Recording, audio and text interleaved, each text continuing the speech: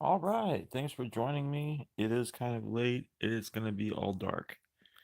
I hope no one minds a live stream where the picture is not intact. I just don't want to turn the lights on in here. Um, I can enable the flash, but it's just not going to be nice to me to do that. It's too late. We don't want to do that. So that was an intense bright light right in my face. I'm not like saying like, oh yeah, we should be fortunate that you have any picture, I guess. But in a way, I am because there's not much I can do in the way of lightning in the situation here. Um, I'm gonna watch Children of the Corn 2, The Final Sacrifice. So this movie got a theatrical release. I believe it was in 1990, 1993. I remember I was in sixth grade, so and some students in my sixth grade class went and saw it together, and they really enjoyed it. Uh, you know, had I had the gumption or seen the movie in sixth grade in the theater, I would have really would have enjoyed it as well. I didn't see it in its entirety until a couple years ago, and then when I since had it on DVD, I find it to be one of the more entertaining movies ever made. Not even clearly one of the best of the Children of the Corn series, but also one of the best ever made. So I don't know who's going to be joining us, but I hope. So if you're not watching this live, you can watch it at any time. So this is the Children of the Corn 2 live stream. We're living in a Stephen King renaissance. It's only a matter of time until they decide what they're going to do with the Children of the Corn series. Bring it back full circle, I guess. They probably will try to reboot it in some way within the next 5 or 6 years, whether on demand or, home streaming or in the movie theater. The majority of the Children of the Corn movies, in fact, all of them except the first two, have not been theatrical released. Um, I'm a huge fan of part two, three, and five. I like all of the films quite a lot, but two, three, and five I find to be like if you put up in the top horror movies of all time, I would say they're very high up there. And if people don't want to acknowledge them, then it's kind of their problem. Um, I mean, because honestly, I guess you could say, oh yeah, three, yeah, some bad special effects at the end. Well, what movie of that era didn't have bad special effects in the end, judged by our contemporary standards? And its effects were bad, maybe even for the time, but no worse than Carnosaur or some of the scenes in anything else other than Jurassic Park of that time. So I just find it to be a criticism, an easy bully. I find Children of the Corn an easy little kid to bully. It's funny because the kids are the villain in it, but I find the whole franchise to be very easy by horror fans and uh, people at cocktail party type atmospheres to be like, oh yeah, I don't like Children of the Corn movies. They're not really good horror movies, or they're not this, not that.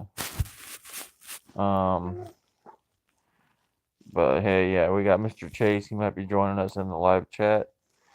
And why don't we go ahead and there's an actor named Terrence Knox. He was good in a lot of different TV shows, and I think a Vietnam War movie. Really cool that he takes this role. He owns this movie, Children of the Corn 2.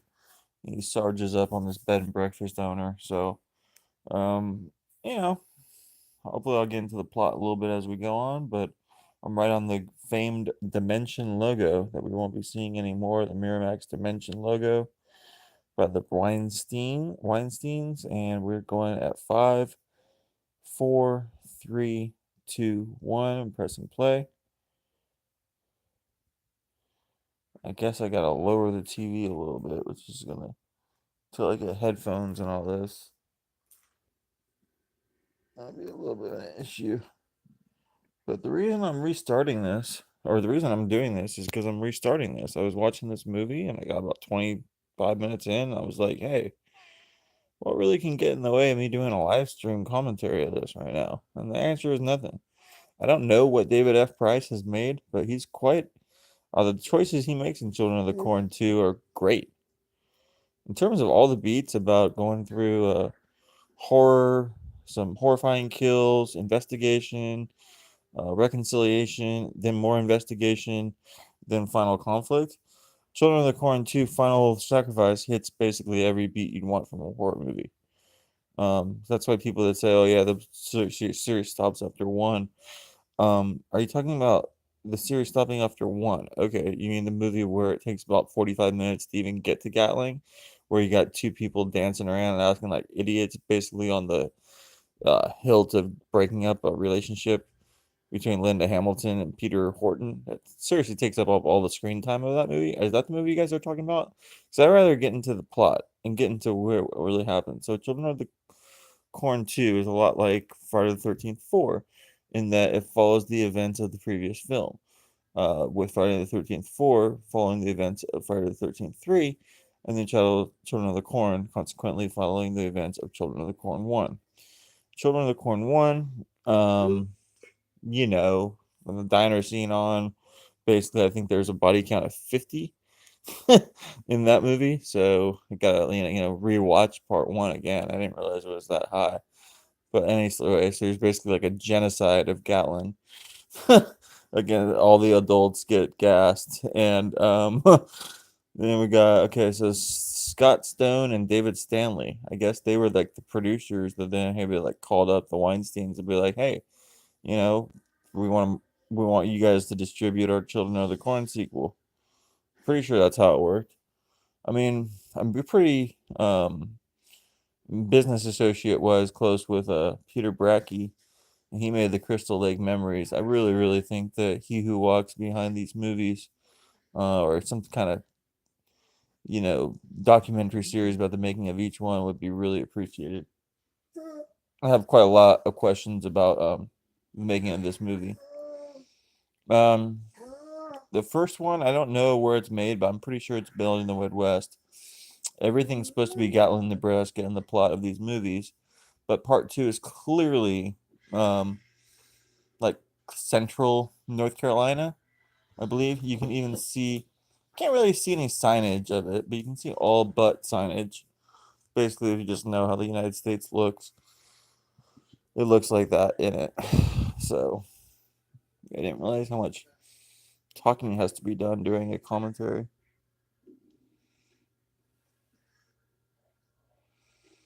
So first exhibition here, or exposition going on here, or first thing that we see basically is people coming upon all these dead people in the town.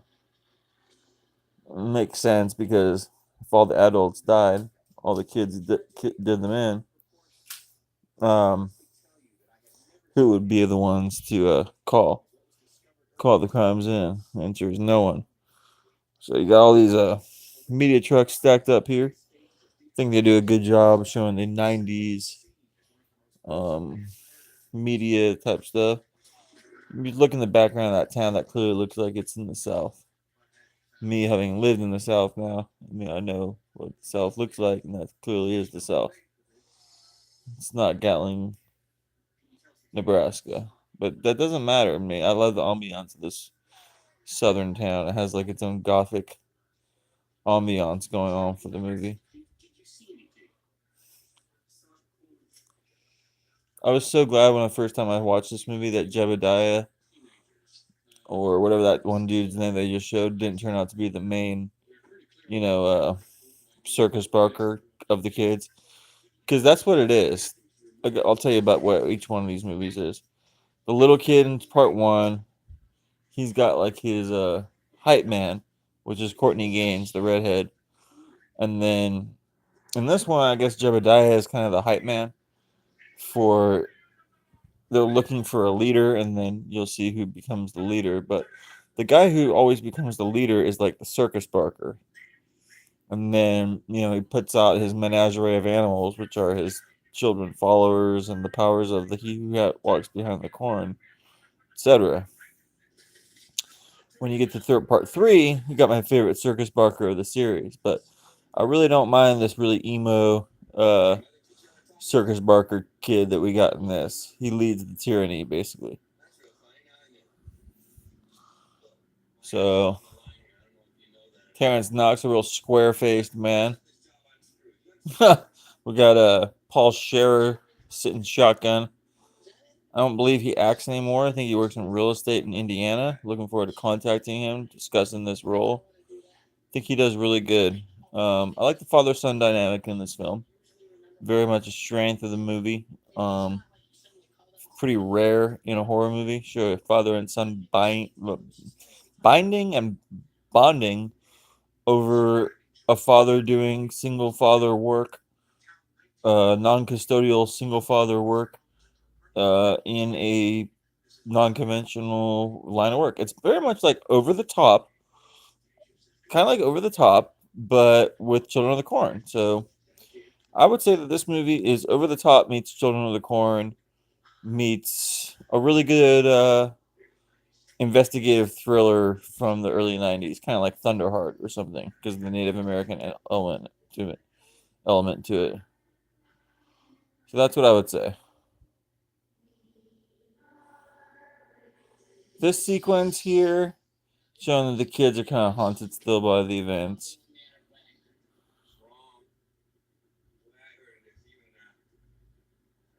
Okay, so the kid's not getting on with the stepfather. He calls him a shithead Sherman. It's real nice. Yeah, real attitude problem, this kid. That's what the daddy says. And this kid's wearing a Yankees shirt, and they're rolling through what's supposed to be Gatlin, Nebraska, but in real life it's North Carolina. So I know there's a lot of Yankee fans that have relocated to, of course, North Carolina and Florida and the like, but I don't know. Okay, so I love this woman in it. She comes rolling up on her bike. I love her accent, the way she pronounces words. And she's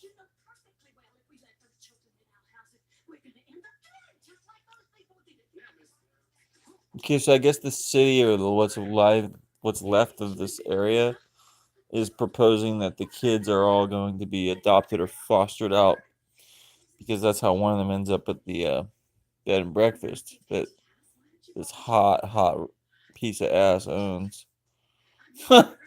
Pardon my French and everything, but honestly, this chick's pretty beautiful. Um, and she runs the bed and breakfast. She's got a really prominent collarbone. That's a pretty attractive feature there. I mean, she's wearing oh my god, is that collarbone real? Okay, so then you got emo kid. He's getting outrighted to bed and breakfast thing, but he looks like he'd be more in the dudes. So I don't know if he's too happy with his placement there. I like this little rival part. You got like this current affair type dude. And he's like, "Hey, I scooped you on your stupid ass stories." So this guy's having a drop from his great New York Times or Newsweek job he had doing a trash tabloid thing out here. I'm just gonna put the phone down. If y'all can't hear me, I'll speak up a little bit, I guess. I find that these sort of antagonists here is a perfect horror way to set up kills, way to set up plot. Ideally, you get good horror victims that help reveal main things about other things about the main characters. And with that, we learned that this is a disgraced journalist on hard times. His son don't even respect him. His son don't need to respect him because his peers don't even respect him. And it sets the dynamic in action.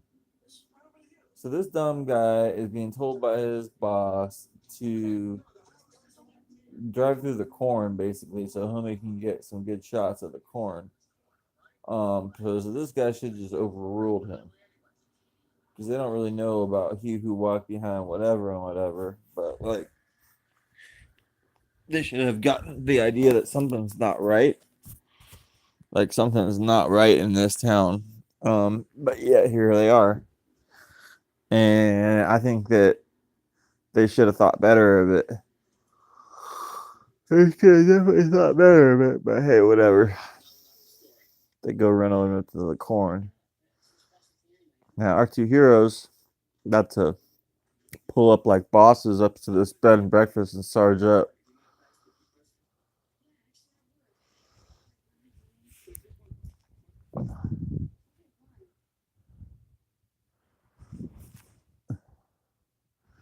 Okay, so they're skeptic about being media, and this guy uses his charm and says instead of asking the proprietary media questions, he asks, "Do you have a place we could stay tonight?" Gets the conversation going.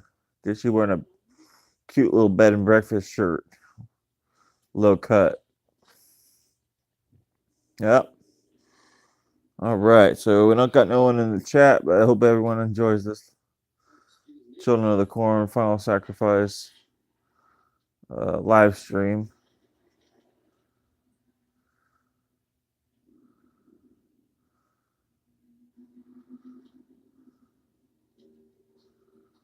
So now these two guys are setting themselves up to become the first two victims of the movie. Always fun to see the first two victims of a horror movie, or first victim of a horror movie. Fun to bet who's going to be the victim between the two, like in Friday the 13th 6. I mean, obviously Rorschach's a victim too, but the killings that Jason does with the Volkswagen Bug and how he does them, those are some great killings, and these are some fucking interesting killings. One of them is kind of similar to that kill. The whole nuance of this is very similar. So the big cloud. Well, I don't ever remember that visual. So someone either likes that visual or they don't. I don't dislike it, but it looked like a gray cloud, a powerful cloud, not necessarily a tornado or something, but like a whole weather system moving right on in. Now they're in the thick of it because this guy wanted to go get some video of corn close up before the days of computer where you can just load it in, I guess.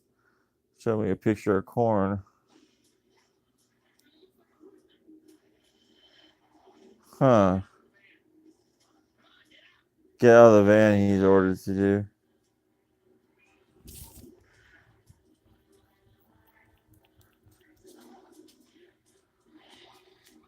Whoa.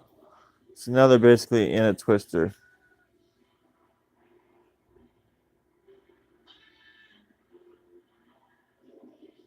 So I think it's clearly established that some form of energy. That he who walks behind the rose takes the form or gospel to humans sometimes in the form of Jebediah or in the form of all the myriad of quote unquote leaders that have brought themselves forward in these Children of the Corn movies. But clearly there's a force. Oh, that was amazing. So he gets his throat slit by the force. Huh. Yeah, I'm a huge fan of this sequence. They reap what they sow. They basically go too far in the media, go follow their media instincts all the way, their dirty media instincts out into the middle of the cornfield, and then it bites them right in the ass. Bites them right in the ass. That dude just gets impaled in the chest. Yeah, man, they ran up on these fools. Indeed.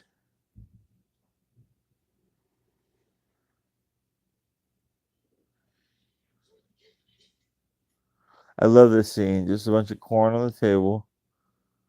And then you got the guy still wearing the Yankee shirt. Must be getting pretty hot and sweaty under that. So, hey, Daniel. Hello, Daniel.